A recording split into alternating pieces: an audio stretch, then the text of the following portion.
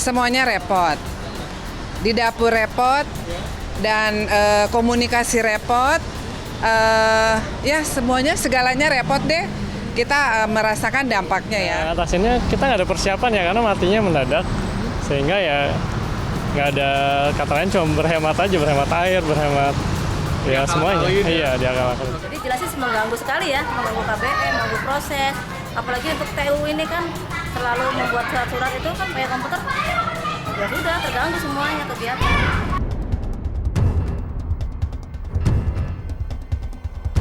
Inilah pendapat sebagian warga ibu kota atas padamnya listrik yang terjadi 4 Agustus lalu. Ribuan warga di DKI Jakarta kerepotan karena hilangnya pasokan listrik yang berlangsung belasan hingga puluhan jam lamanya.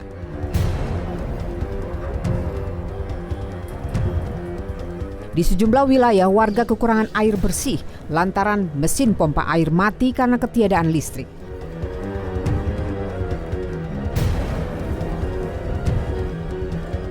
Geram kekurangan air bersih, warga Cipondoh, Tangerang, Banten menjebol pipa milik PDAM. Putusnya aliran listrik membuat banyak kekhawatiran di masyarakat. Gerakan ibu menyusui ikut ketar-ketir lantaran memikirkan arsipnya rusak akibat matinya listrik lemari pendingin.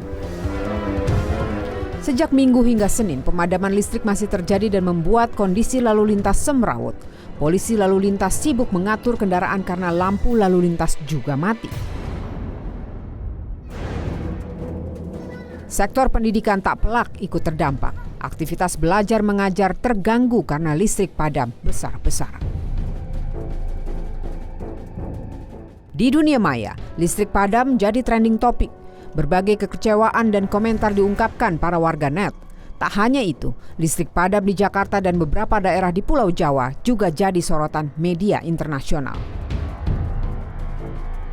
Blackout atau listrik padam besar-besaran yang terjadi di DKI Jakarta, Banten, Jawa Barat, dan Jawa Tengah 4 Agustus lalu bukan pertama kali terjadi di Indonesia.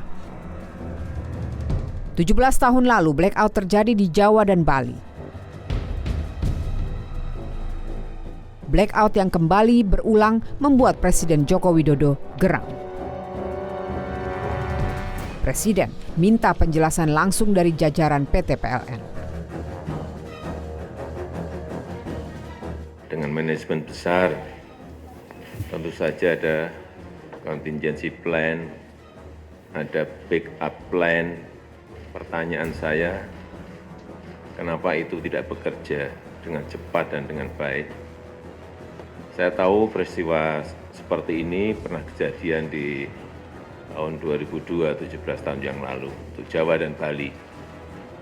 Mestinya itu bisa dipakai sebuah pelajaran. Mudah-mudahan dengan perbaikan ini nanti, mudah-mudahan ini bisa lebih baik dalam rangka kecepatan.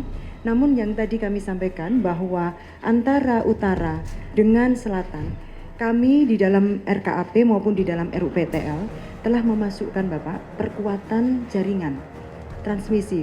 Panjang sekali. Pertanyaan saya, Bapak Ibu semuanya ini kan orang pinter-pinter, apalagi urusan listrik kan sudah bertahun-tahun. Apakah tidak dihitung, apakah tidak dikalkulasi bahwa akan ada kejadian-kejadian sehingga kita tahu sebelumnya. Kalau tahu-tahu drop gitu, artinya pekerjaan-pekerjaan yang ada tidak dihitung, tidak dikalkulasi.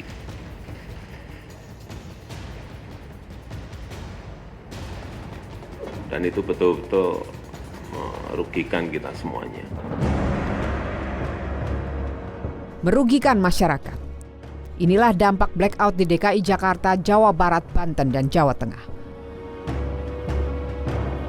Pasalnya, tidak sedikit pelaku usaha yang mengalami kerugian. Misalnya, pelaku usaha rumahan seperti konveksi. Matinya listrik membuat proses produksi harus terhenti. Ini jelas padamnya listrik itu merugikan konsumen, bukan hanya konsumen residensial atau konsumen rumah tangga, tapi juga merupakan potret buram terhadap sinyal investasi di Jakarta dan bahkan di Indonesia. Berdasarkan hitungan, kerugian sementara akibat padamnya listrik di Jakarta, Bogor, Tangerang, dan Bekasi saja mencapai 100 miliar rupiah. Jumlah tersebut hanya kerugian yang dialami operator seluler pada 4 Agustus lalu.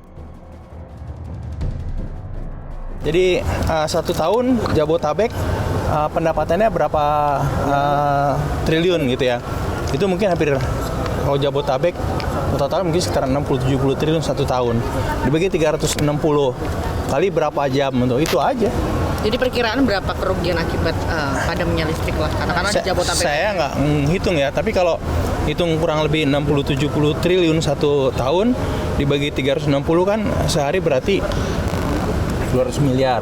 200 miliar kali, katakanlah kemarin berapa jam tuh? 12 jam. Kali setengahnya. Kira-kira di atas 100 miliar sih iya. Itu dalam yang kemarin aja ya? Itu yang kemarin ya. Tragedi 2 hari gangguan pasokan listrik di sebagian besar wilayah di Pulau Jawa. 21 juta lebih pelanggan terkena dampaknya. Lantas, apa kompensasi yang seharusnya diterima para pelanggan setia perusahaan listrik negara? Mengenai kompensasi kepada masyarakat sudah ada aturannya. Permen ESDM dan PLN komit untuk melaksanakan hal tersebut.